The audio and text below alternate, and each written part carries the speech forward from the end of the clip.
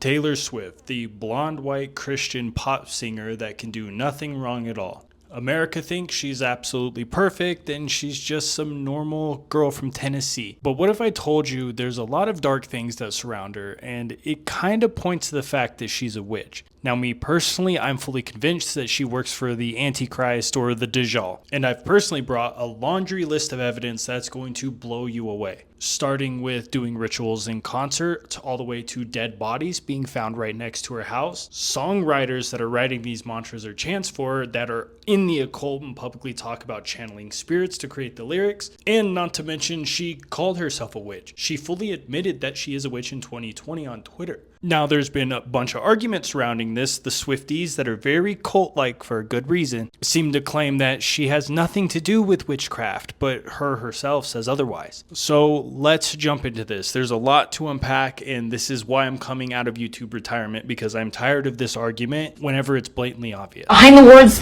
Tennessee Christian values, those aren't Tennessee Christian values.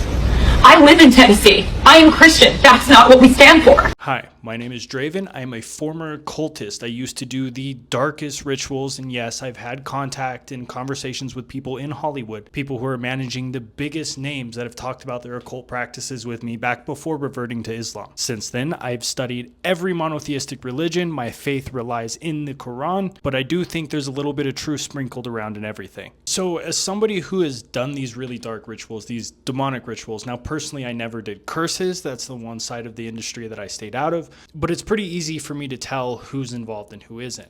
But you don't have to be a former occultist to recognize the fact that most of Hollywood is doing these rituals. Most of Hollywood are messing with demons to channel songs and lyrics and using it to influence people or to create like a really strict cult-like following. This is due to a form of possession, a like minor form of possession. Now, before I jump into the real nitty-gritty of this, I want to explain something to you guys. We'll get into the body parts and the rituals in just a second.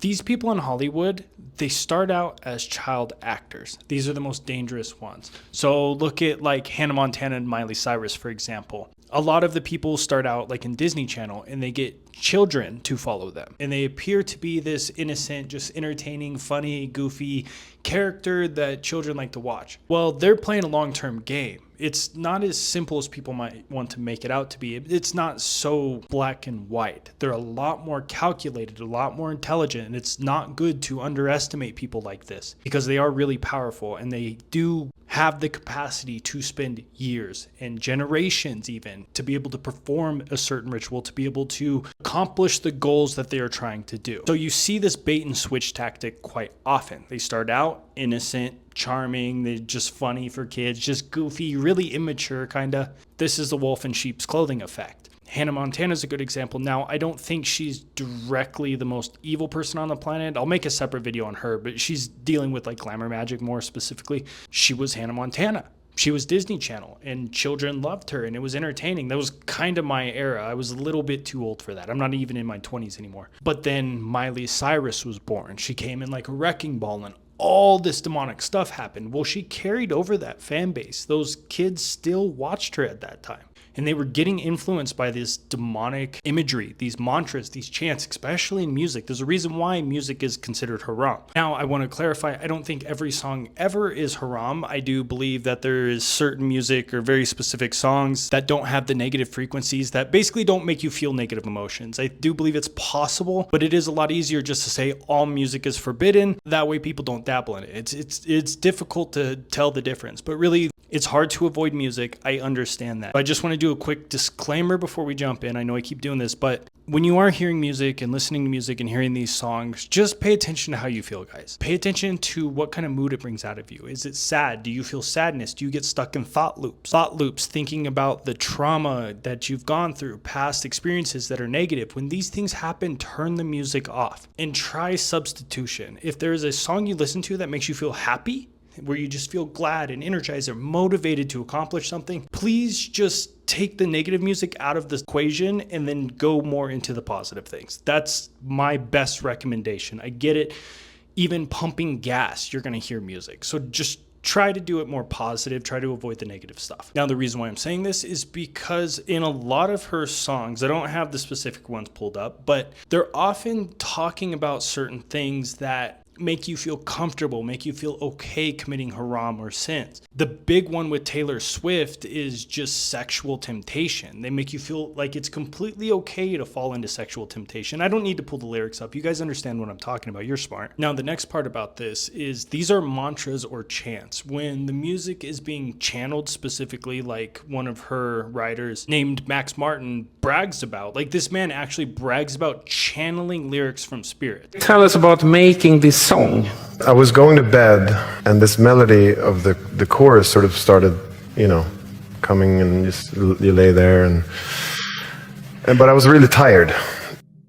I don't think Max is human, because nobody human can do what he's done. When things like this happen, it will suck people in. Like, these are demonic rituals. You're reciting this chant the same way we would recite the Shahada.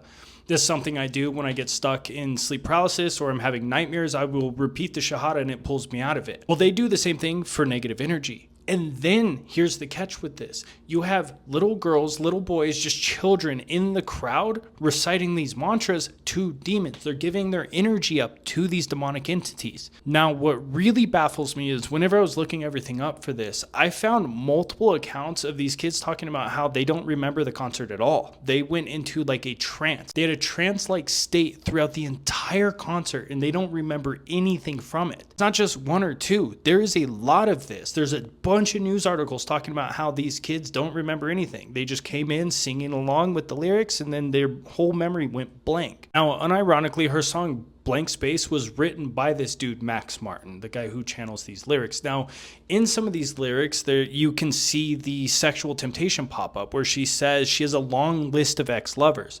That's a weird thing to brag about and a weirder thing to normalize because that's not cool. Every time you sleep with somebody, that's a soul tie. That's not something you want to happen. You don't want to be passing your energy around like that. And besides, it's just gross. This isn't something we should be glorifying. But of course, people listen to this music and they hear, oh, Taylor Swift, this innocent, blonde, self-proclaimed Christian witch. She doesn't. Look how good she's doing in life. It's perfectly fine. We can all do this. No, it is wrong. They need to stop glorifying things like this. And it's really to a point where I can go on like a 100-hour rant talking about sexual temptation and how awful it is and how it's just destroying the entire world, especially the West. It's making it to where nobody can trust anybody anymore and marriages are getting destroyed every single day, just countless amounts. But since we're on the topic of blank space, right at the beginning of the song, she says something interesting. She said, I can show you incredible things, magic, madness, heaven, and sin. So telling people you can show them magic, that is admitting guilt right there. That's it. That's everything you need to know. Like, why would somebody who's Christian do that? And I know real Christians. I get it. There's bad and good inside every single faith. But I've met real Christians, real kind-hearted, good Christians. And they're never going to tell people they can show them magic. They avoid that stuff like the plague. Like it's the bubonic plague. They don't mess around with it. But anyways, let's get into the ritual part. And then after, I'm going to talk about the body parts found at her house or right by her house.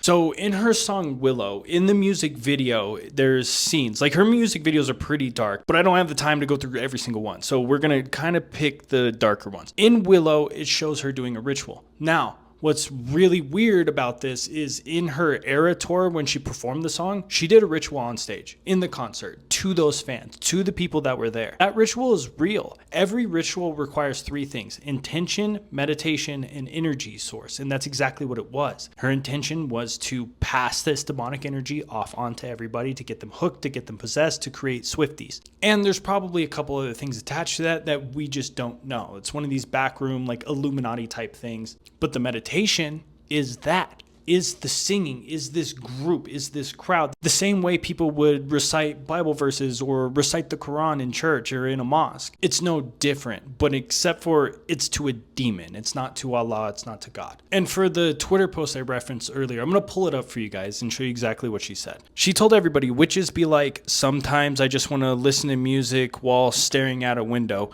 It's me, I'm witches. That is admitting guilt. That is admitting publicly she's a witch. She told everybody this. That is just case closed, debate over at that point. When somebody just sits there and tells you to your face publicly to millions of people, but people still choose not to believe it, that's on them.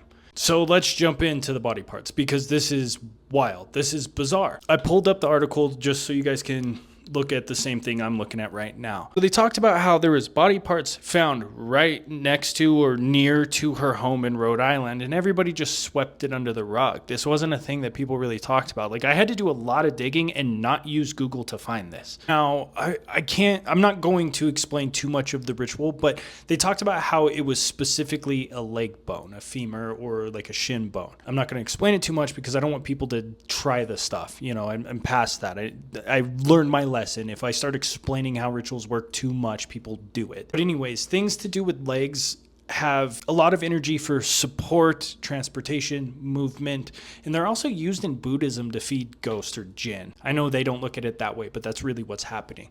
In rituals involving leg bones, you can see this in other faiths and other cultures, and they're using it for a multiple of different things, but it's always dark things. This isn't just like a ritual for education. It's not like a money ritual. This is to knock out somebody's support or to gain support. And you have to go out of your way to acquiring a leg bone. Now, they used a human.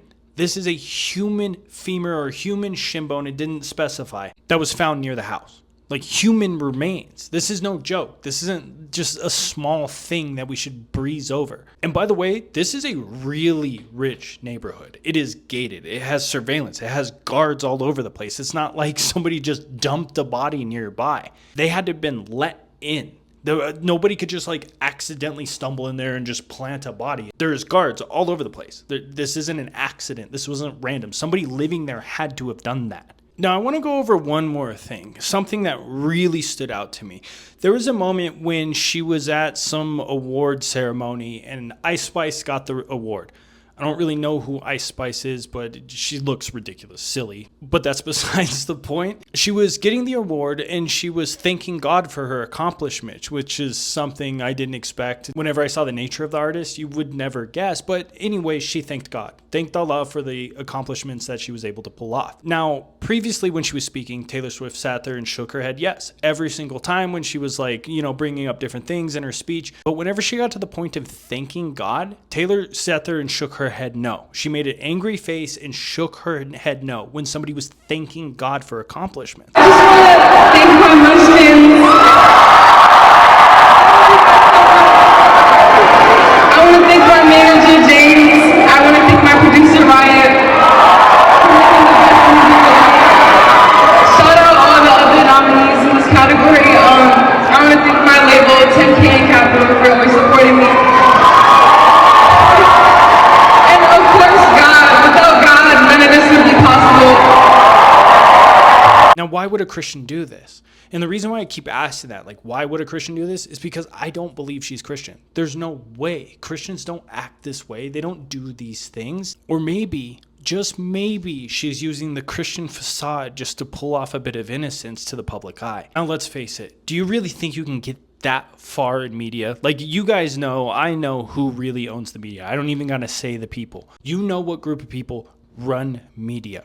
Do you really think somebody's gonna get that big without them being in their pocket, without them being able to control them, without them making them do certain things? I mean, we all know what happened with the E-list. You guys know what I'm talking about. The list that they don't want to release right now. There's a bunch of controversy about it. Well, with that island and that list and all these people, there's a lot of blackmail going on. You really think they're going to get somebody get that big, this big, like the #1 artist right now, without them doing something? I'm not buying it. I'm not buying it. It hasn't been done. There's not a single person that in recent times has reached this level of fame without doing some dark stuff. That being said, I appreciate all of you guys, but I think I made my point with this. The Taylor Swift rabbit hole gets really deep, way deeper than I expected. Like, with how big she is, I knew there was going to be some dark stuff surrounding her. I knew she was in the occult. Like, you can't get that big without being in one. But I didn't expect there being actual reports, like confirmed body parts found near her home. That blew me away. So I am back on YouTube. I'm going to try to do it weekly. I was going through these phases at that time where I was just spamming daily videos. I'm going to try to be more consistent and do it for longevity this time, not just burn myself out. And the reason why I get burnt out is I can't stand editing. It drives me insane. It's so tedious in the worst way possible. But we are back to weeklies. Now, there's another thing I have to tell you guys. I started a company called Mountain Blood. It's a supplement company that is now specializing in shilajit. I partnered with a family overseas that's been doing this for generations. So they get like the highest quality stuff. They find the rocks, they process it themselves. Everything else I do myself. I pack the orders, I fill the jars, I do the labels, I do everything. I'm a one-man army. But I've been taking shilajit over the past few months and it has completely changed my life. And I really want to share that with you guys. Just a pea-sized ball of this stuff every single day has lifted my mood in ways that I didn't think was possible naturally anyways. For thousands of years, warriors and kings has called shilajit the destroyer of weakness. This was the nickname for it. Now this is because it has natural abilities to increase testosterone, and a lot of the times nowadays we use it for infertility issues. It makes you fertile so you can create children. But there's a lot more benefits than that. So there's about 75 to 80% of this is fulvic acid, and that's where you get the hormone regulation from. But there's also over 85 minerals inside of it. So you're not only removing toxins, getting all the bad stuff out from our food today. You guys know how toxic that stuff is. But you're also giving your body the building blocks required.